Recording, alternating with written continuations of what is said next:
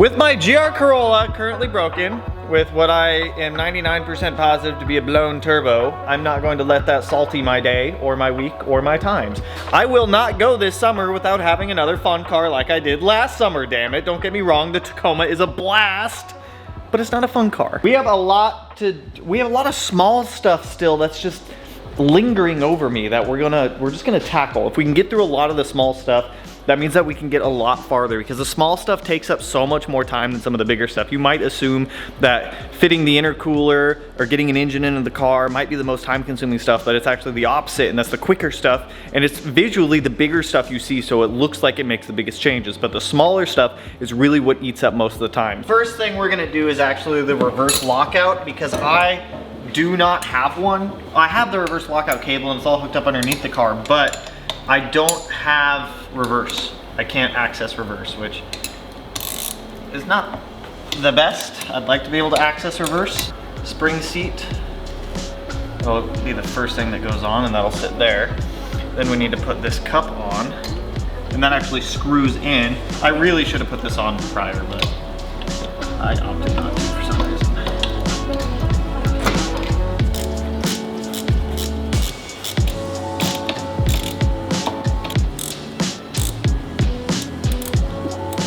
I remember the first time I went to do this on a Subaru and doing a short shifter, and I remember I couldn't get the pin in, so what I ended up doing was putting a zip tie through it.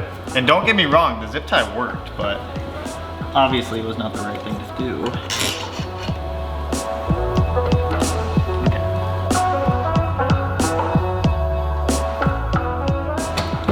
6th, 5th, reverse. We got reverse lockout. Check. That was honestly kind of a pain in the butt to do, but you know, at least it's in. Technically speaking, our trans is fully hooked up at this point. Dope, dude, it's so good to actually see. 5th, 6th, if I'm holding it over to the right and I come up, it goes over more, then into reverse. Dope. We are going to jump over to e-brakes next. This is the left, right. Yeah, so this is the right cable. That's the left cable. Both brand new from Subaru. I've got all brand new OEM brake shoes and brake shoe components and everything like that in these.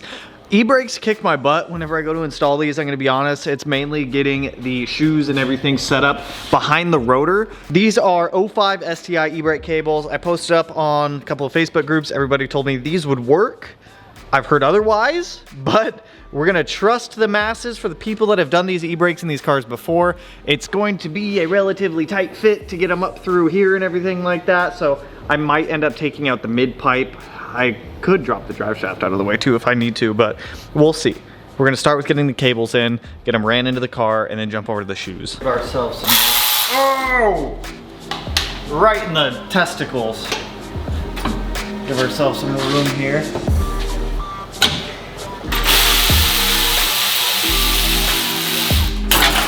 This is actually kind of interesting. 04 e-brake cable on the left, 05 on the right.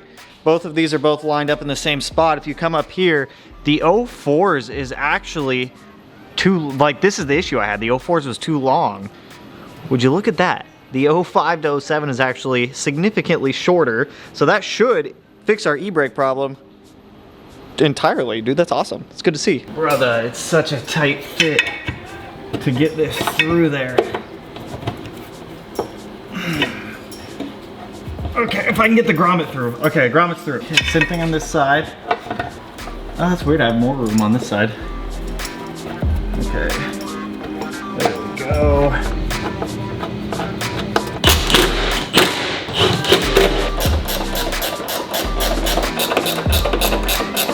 E-brake cables come down above the drive shaft. We've got one of them coming down right there, and then the other one coming down right there. On the passenger side, bolts in here, and then bolts in off of this bracket here. Same thing with the other side. One right above the exhaust hanger up there, one right next to it, the other one on this bracket, and then they run into the rear e-brakes or the rear brake assemblies. So now we're gonna pull rear wheels off, pull off the caliper, pull off the rotor, and get to setting up these e-brakes. I'm gonna be honest, this will probably take me hours because these kick my butt. I went to start putting the e-brakes on and I actually can't yet because I am missing this Subaru OEM parking brake shoe guide, which I don't have in this gigantic box. I bought an entire rebuild kit and it did not come with that one piece. So on our fuel lines, I've already got the first fittings on here. So on our fuel pump, we have a -8 straight coming off. On this -6 going up to the ethanol sensor, we have a 6AN45 coming off, wrapping down. These two lines will get clamped together with another one of these. So I'm just gonna kind of run these to the back of the car back there. Like I said, I'm gonna have to drill some holes in the bottom of the chassis, but you know, it's part of the game for this. I'm just gonna kind of run these to the general spot they gotta go, and then we can start securing them up.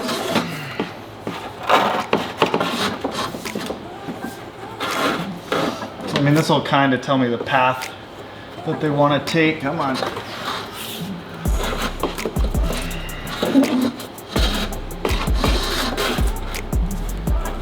I could cut the fittings, but I think I want to secure them up first, so that way I can get my length pretty proper on here.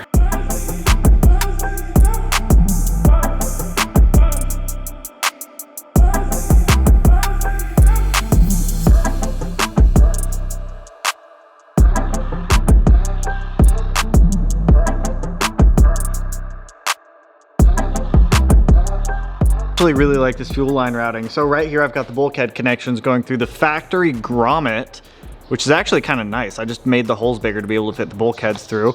Lines come down over the rear differential frame. Added some M6x1 riv nuts going through the body of the car. I did add seam sealer to all of them to ensure that they are watertight. Going under, all of them wrap up. We've got our fuel filter here, which is easily serviceable. We've got our return line running right next to it.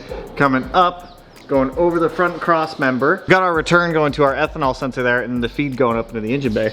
So that takes care of the majority of the fuel line, actually. All we have to do is run fuel line from the inside of the car now over to the radium hanger. Now, typically, if I'm running lines under the car like this, I'll go over the fuel tank, but on these older chassis and these older models, there is quite literally no room to go above the fuel tank on these, so I kind of have to run them inside of the car. I might run those as PTFE, so that way we don't have a fuel smell in the car. But that takes care of all the fuel lines down here. So next up, Melanie and I went down to Ace Race and we picked up my bellow. They accidentally sent me the wrong thing. It's not a big deal. We went down there, picked a new one up. So this is for the recirc for the external wastegate. So we need to pull the dump tube off. I've already got it marked. Make 2 cuts on it, remove the material needed for this, and then tack weld everything in place on the car so that way we can make sure that everything is going where it needs to. Once we've tack welded it to this guy, well actually, yeah. Let's get this in place on the dump tube first, then we'll remock it up just to make sure that everything lines up. The downpipe,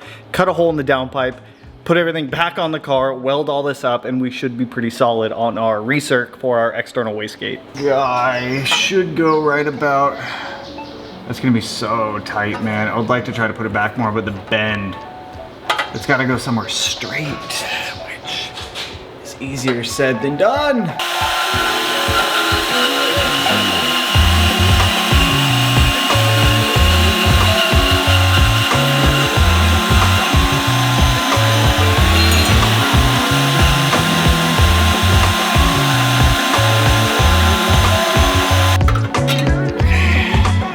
I should be able to do it. I can do it.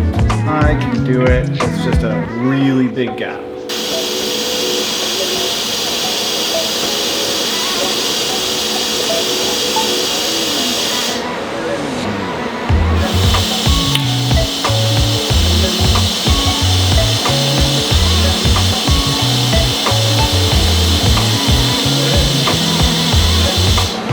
It's on there. It's tacked together. All right, let's go fully weld up the dump tube, realign it to the downpipe, cut the downpipe, and then go from there.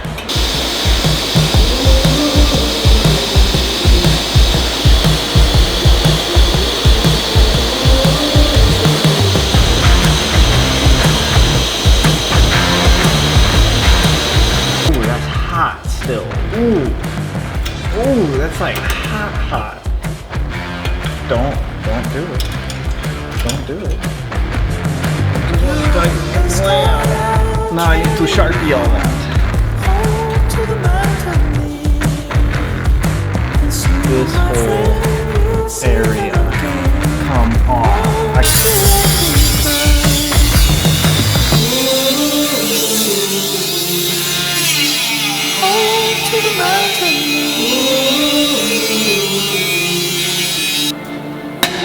I don't want to take the down pipe. It's too much work to take the down pipe off.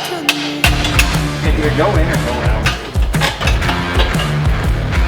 Came out. Look at that. Cool.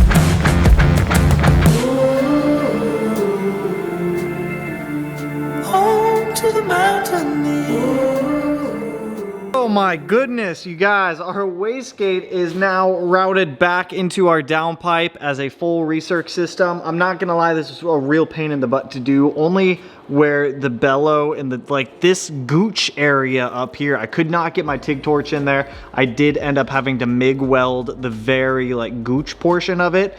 Everything else is TIG welded and back purged. It was just the gooch area in there. I just could not get my TIG torch in there to save my life because this bellow came down so much. This is actually like a really good flow setup because as the wastegate opens and dumps, you already have exhaust coming through the downpipe. It's coming down and going out the back. So as it's coming down, it should also pull out the gas from the wastegate. So this should be very efficient. That should be a very efficient wastegate setup. I also burnt my finger.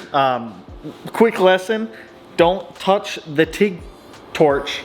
Don't touch the tungsten to sharpen it right after welding. You'll burn yourself. So now we're gonna jump over to our catback. For the catback, I don't have enough gas to fully weld everything, but I should have enough to be able to tack weld all this up. One thing, I still don't know what I'm doing for the exhaust tip. I might end the exhaust somewhere in this area, so we'll see. I still have to find a spot to put another V-band and everything like that to separate the mid pipe from the axle back, but let's get to doing a puzzle, because that's what this is. It's figuring out a big puzzle.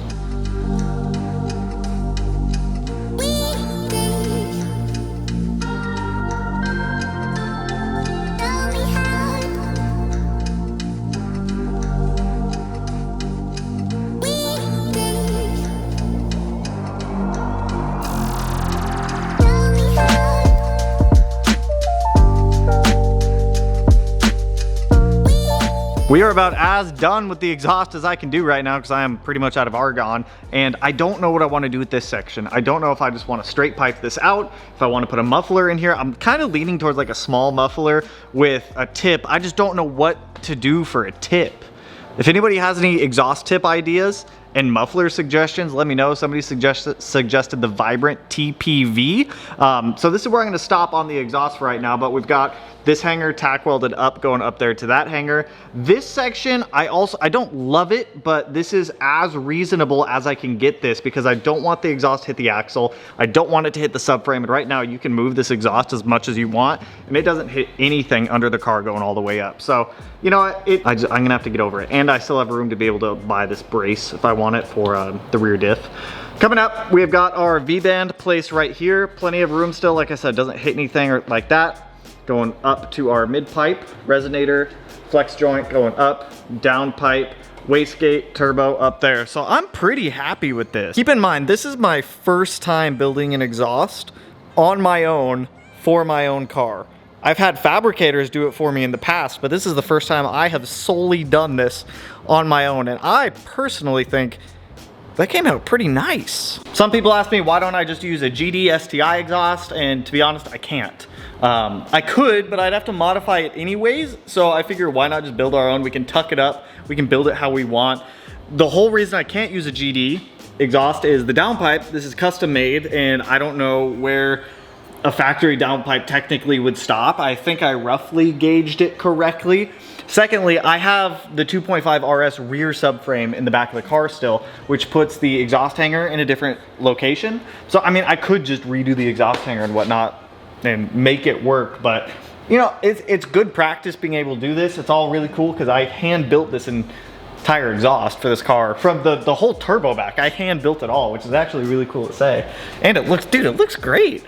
So, flex joint resonator, we need to get a muffler. All 3-inch. I was going to use a 2.5 RS catback, but I couldn't find any quality 3-inch 2.5 RS catbacks. All of them, all the ones I was seeing were either 2-inch or 2.5-inch, and they just didn't, you know, they just kind of looked cheap. They were all eBay ones. So this is full 304 stainless steel 3-inch catback, turbo back with the wastegate blown back into the downpipe too, which is actually really cool. So that's as far as I can go on the catback right now until we get this muffler and muffler tip or exhaust tip situation sorted. I was kind of thinking a turn down, but I don't know.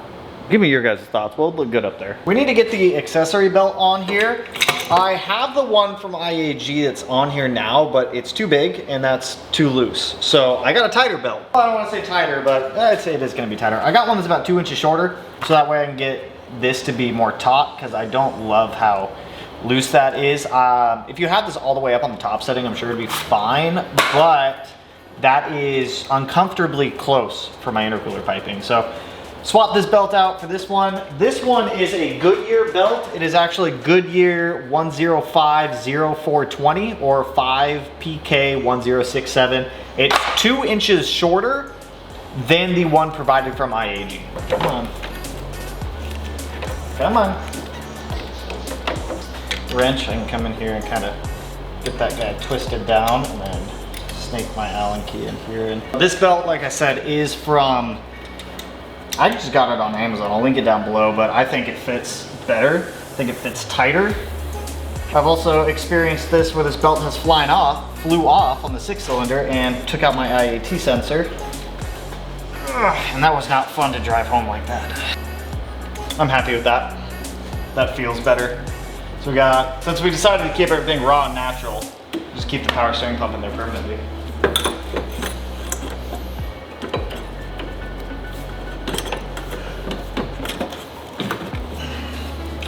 The belt in, that's perfect.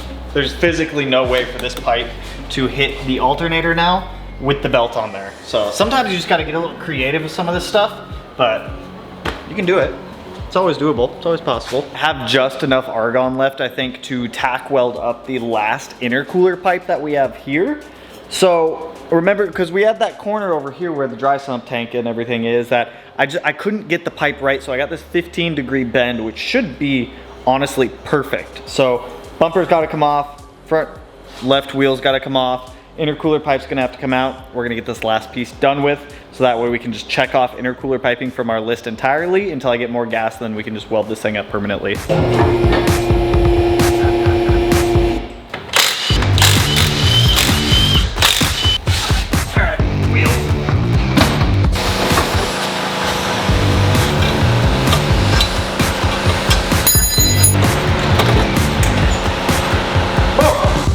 Start by cutting this down. That is going to be it. I need that Sharpie, which is way over there. We're gonna cut that about there. I'm gonna put my alignment marks.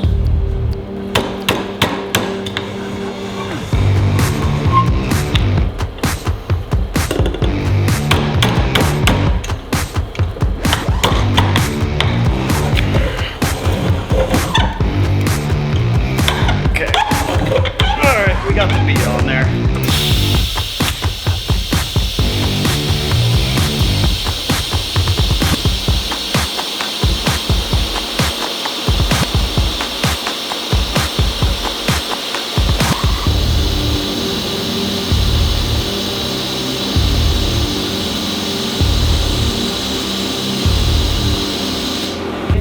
theory, this should pop out pretty close to